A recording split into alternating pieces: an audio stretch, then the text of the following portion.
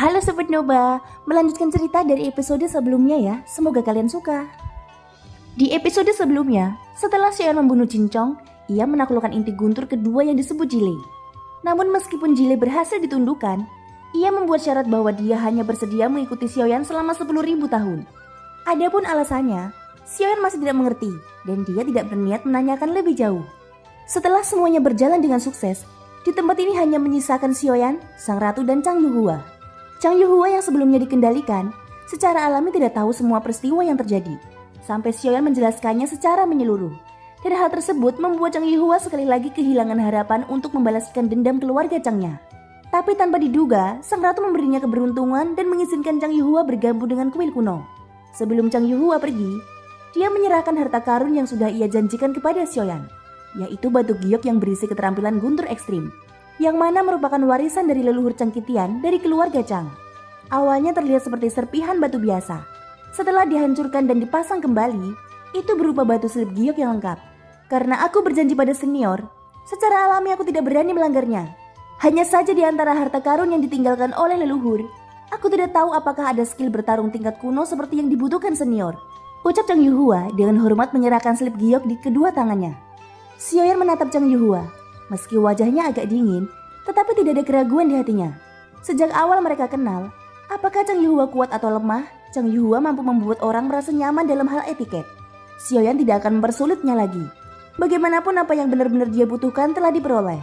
Segera kekuatan jiwanya menembus ke dalam batu giok tersebut dan memasuki ruang yang berbeda. Ruang seperti itu hanya bisa ada di dalam jiwa.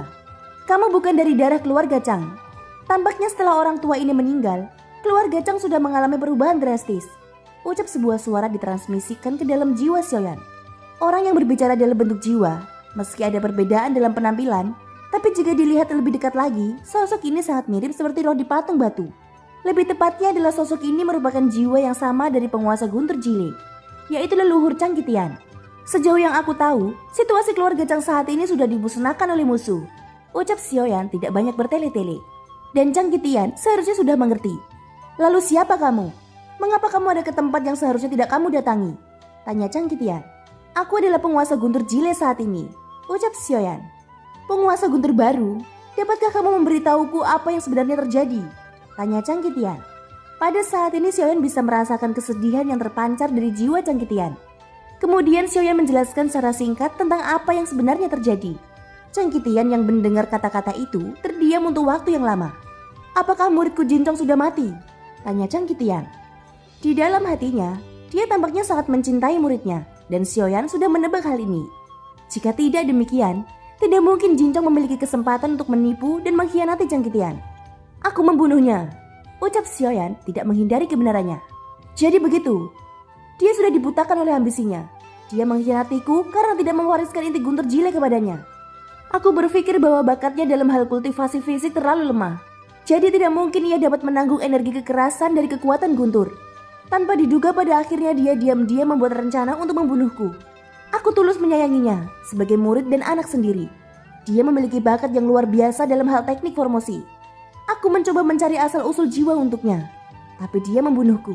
Mungkin aku tidak cocok untuk menjadi gurunya. Ucap Chang Qitian menghela nafas panjang. Sepertinya tidak peduli berapa banyak keengganan yang ada di hatinya itu. Dia masih tidak menyimpan dendam pada muridnya.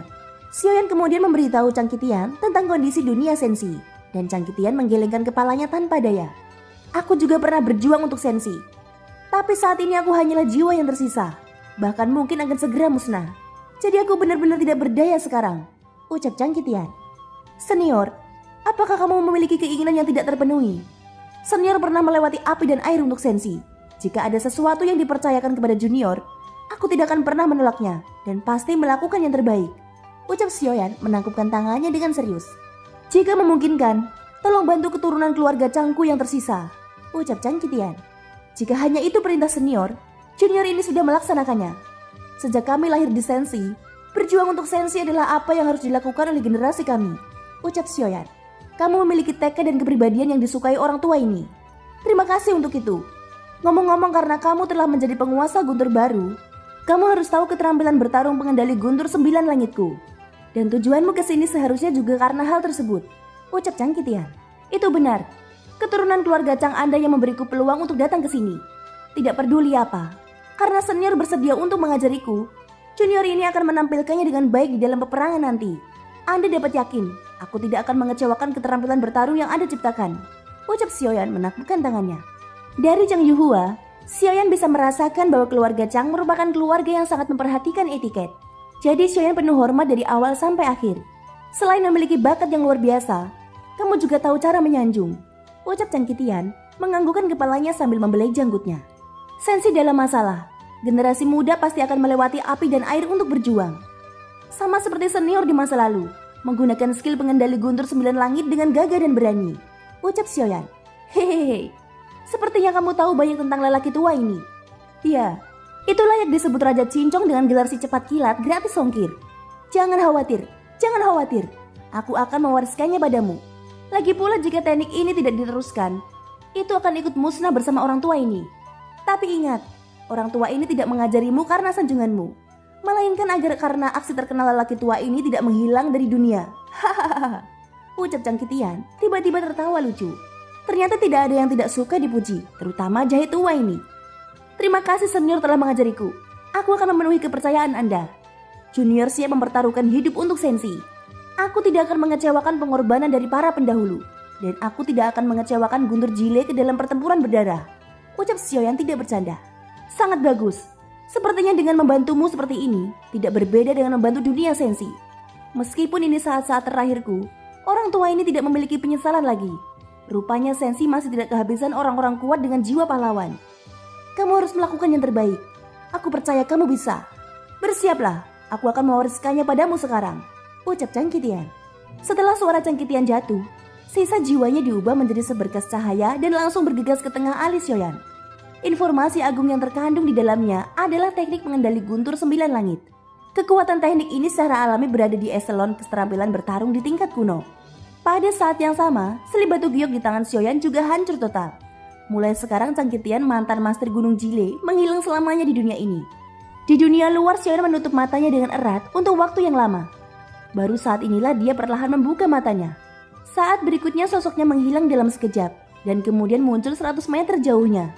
Teleportasi ini mencengangkan, ada guntur seperti benang sutra di bawah kakinya. Pertempuran yang dialami Xiaoyan sebelumnya tidak sia-sia. Setidaknya dia belajar banyak cara untuk menggunakan Jile. Sekarang Xiaoyan memiliki 2 sarana untuk mempercepat kecepatannya, yaitu sayap Valkyrie Dewa Hitam dan guntur Jile. Dapat dibayangkan sendiri seperti apa kecepatan yang dimiliki Xiaoyan saat ini. Xiaoyan menunjuk ke udara. Seberkas cahaya meraung dengan ledakan yang sangat cepat dan kekuatannya luar biasa. Teknik pengendali guntur 9 langit ini tidak buruk. Namun dari kelihatannya masih dapat diperkuat lebih lanjut lagi.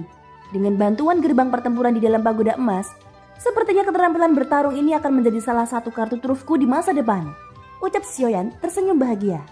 Di sisi lain Chang Yuhua memandang Xiaoyan di kejauhan, matanya sedikit linglung. Dia melihat sosok dengan petir menyambar di mana-mana. Melihat postur sosok itu, Chang Yuhua sepertinya telah melihat leluhurnya. Baiklah, sudah waktunya bagi kita untuk pergi, ucap Xiaoyan setelah mencoba teknik pengendali guntur 9 langit. Dia datang ke sisi sang ratu dan Chang Yuhua. Ngomong-ngomong, kamu tidak mengingkari janjimu. Memang benar ada keterampilan bertarung tingkat kuno di selip giok ini, ucap Xiaoyan memandang Chang Yuhua. Yang terakhir tersenyum kecut. Setelah itu mereka bertiga bergegas keluar dari sini. Setelah mencapai ujung utara, Chang Yuhua mengucapkan selamat tinggal pada Xiaoyan dan sang ratu. Jika kamu membawa misi keluarga, kamu harus menemukan cara untuk bertahan hidup. Ingat, ketakutan hanyalah cara untuk mati, ucap Xiaoyan. Pada saat perpisahan, Xiaoyan mentransmisikan suara terakhir pada Chang Yuhua. Chang Yuhua banyak akal, tapi alasan mengapa dia berani sebelumnya adalah dia tumbuh di bawah naungan keluarga Chang. Dan sekarang keluarga Chang sudah dimusnahkan. Chang Yuhua tidak bisa menerimanya untuk sementara waktu. Terima kasih kedua senior. Aku Chang Yuhua akan memenuhi kepercayaan Anda semua, ucap Chang Yuhua menangkupkan tinjunya. Setelah itu sosoknya menghilang. Kemana kita pergi selanjutnya? Ucap sang ratu memandang Xiaoyan. Sekarang klon Yuan Shenku mungkin mengalami beberapa masalah. Kita bisa pergi ke sana, ucap Xiaoyan. Oh, bisakah mereka membuat masalah pada klonmu? Aku khawatir sebaliknya kamulah yang menjadi masalah besar bagi mereka. Jadi menurutku masalah yang sebenarnya adalah, apakah kamu sekarang tidak lelah? Mengapa tidak mencari solusinya di sini? Tentu saja sangat mudah bagi selir ini untuk menghilangkan lelahmu, Ucap sang ratu memandang Xiaoyan dengan sudut mulut terangkat. Sepertinya aku harus lebih berhati-hati dalam menata bahasa ke depan. Ucap Xiaoyan berkata dengan senyum masam.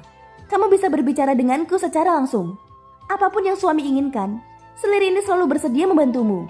Ucap sang ratu memandang Xiaoyan dengan serius. Nanfu, kita harus pergi. Ucap Xiaoyan. Senyum muncul di wajah Xiaoyan. Pada saat ini Xiaoyan melihat ke ujung dan mengamati sekelilingnya. Ratu yang mendengar kata-kata itu terkejut sesaat. Kemudian senyum indah muncul di wajahnya yang cantik.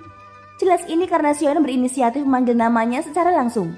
Sang ratu tampak bahagia hanya karena sebuah nama. Meskipun Xiaoyan sudah menjelaskan berkali-kali, tapi untuk Ratu Chan Xian Yuan atau Ratu Kuil Kuno, di mata mereka Xiaoyan adalah yang mulia susang. Dan menilai Xiaoyan hanya kehilangan beberapa ingatan yang ada. Mereka masih selalu menganggap Xiaoyan sebagai orang yang sama. Scene berganti. Di kehampaan luas laut barat, sesosok masih menyeret planet mati ke depan dengan kecepatan yang tidak terlalu lambat. Tentu saja setiap kali Xiaoyan bertemu planet di sepanjang jalan, dia tidak lupa menyingkirkan sinar terakhir dari inti planet tersebut. Dan apa yang diambil Xiaoyan adalah kepercayaan terakhir dari dunia-dunia ini, yang merupakan keinginan balas dendam terakhir mereka karena invasi Taisu. Xiaoyan terus menjarah ke arah kota 1000 bintang selangkah demi selangkah. Meskipun itu merupakan sarang Taisu, tidak ada rasa takut di matanya. Sebaliknya Xiaoyan ingin melihat seberapa dalam latar belakang Taisu yang sebenarnya. Sementara itu scene diperlihatkan di kehampaan di mana kota 1000 bintang berada. Di sini terdapat bahtera Taisu dengan ukuran yang sangat mencengangkan. Jika diperhatikan dengan seksama, dapat dilihat sosok yang tak terhitung jumlahnya terus-menerus keluar masuk. Itu seperti sarang lebah raksasa, dan para prajurit Taisu dengan cepat mengumpulkan sumber daya dari laut barat. Di pusat bahtera raksasa ini, wanita berambut merah dengan armor lapis baja bersandar dengan malas di kursi yang terbuat dari baja hitam. Di depannya masih ada tirai tipis yang memperlihatkan isi kehampaan di seluruh laut barat. Apakah orang itu benar-benar berani datang ke sini mendatangi kita? Ucap wanita berambut merah bertanya dengan suara rendah. Ya komandan, meski ada jeda di sepanjang jalan, tapi arahnya menuju ke arah lokasi kita. Dilihat dari kecepatan pergerakannya, tidak butuh waktu lama untuk sampai ke sini. Ucap seorang petarung Taisu menangkupkan tangannya dan berkata dengan hormat. Apakah kamu yakin dia dari klan Yuan Shen? Tanya wanita berambut merah itu. Beritanya pasti akurat. Dia memiliki tanda bintang di antara alisnya, yang merupakan tanda unik dari ras Yuan Shen. Selain itu orang ini memiliki tubuh fisik yang sangat kuat, dan itu juga merupakan kelebihan khusus yang hanya dimiliki ras Yuan Shen. Ucap salah satu petinggi Taisu itu. Orang-orang yang duduk di sini semuanya adalah anggota inti dari Taisu. Setelah mengumpulkan berita, mereka melaporkannya ke wanita berambut merah di kursi pemimpin. Ras Yuan Shen di dunia tanpa batas sudah lama dihancurkan. Aku tidak menyangka Sensi memiliki satu yang tersisa. Kalau begitu biarkan saja dia datang, dan dengan senang hati aku akan menangkapnya untuk mempelajarinya. Dengan begitu mungkin aku dapat menemukan beberapa metode kultivasi tentang ras Yuan Shen darinya. Ucap wanita berambut merah itu sambil mengetuk kursi dengan ringan. Hahaha, dia mungkin bangga bisa membunuh semua prajurit Taisu yang kamu kirim sebelumnya. Sampai-sampai ketagihan untuk berani mendatangi kami di sini. Ucap petinggi Taisu itu berkata sambil mencibir. Mengingat kesombongan yang dimiliki klan Yuan Shen, dan jika orang ini benar-benar dari ras Yuan Shen, masuk akal bahwa dia berani mengambil langkah sombong seperti itu. Dia tidak tahu bahwa arogansi ini hampir seperti memerintahkan kematian. Segera siapkan blokade. Kita tidak bisa membiarkan bebek terbang ini lolos. Ucap wanita berambut merah segera berkata dengan suara dalam. Ya komandan, perintah dimengerti. Ucap serempak petinggi Taisu. Sekarang aku memiliki seni baru, yaitu membuat boneka ke tingkat yang lebih sempurna. Aku bisa menangkapnya dan menyempurnakannya menjadi boneka. Menguras darah ke abadan fisik adalah hal yang baik yang langka. Ucap wanita itu menjilat bibirnya dengan tidak sabar. Pada saat ini klan Yuan Shen sedang menyeret planet mati dengan kandungan logam yang sangat tinggi dan mendekat ke kota 1000 bintang tanpa tergesa-gesa. Sedangkan untuk tubuh asli Xiaoyan, dia juga berangkat dari sisi belakang. Jika Xiaoyan ingin membuat keributan, dia juga harus memikirkan strategi yang sempurna dan akan melihat sendiri sejauh mana perkembangan Taisu di dunia Sensi. Sepertinya mereka sedang menyiapkan umpan besar. Hahaha, tidak semudah itu Ferguson. Ucap Xiaoyan mencibir. Sejak mendekati jangkauan kota 1000 bintang, Xiaoyan tidak pernah menghadapi pengepungan Taisu lagi. Itu sangat aneh mengingat lokasi Xiaoyan yang sudah sangat dekat dengan kandang mereka. Pada saat ini, Xiaoyan memilih diam dan menganggapnya menarik. Dia tahu bahwa Taisu sedang menyiapkan jalan untuk menjebaknya. Segera Xiaoyan datang ke planet mati di sekitarnya, lalu memilih berhenti di sini. Dan di antara bahtera raksasa Taisu itu, para petinggi di dalamnya segera maju untuk melapor. Dia mendatangi planet sampah. Apa niatnya untuk pergi ke ruang yang jelas-jelas sudah tidak berguna itu? Ucap wanita berambut merah menunjukkan wajah bingung. Dan seiring berjalannya waktu, Xiaoyan masih tinggal di planet mati ini untuk waktu yang lama.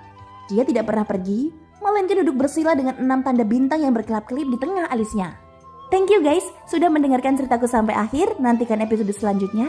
Sampai jumpa dan bye-bye.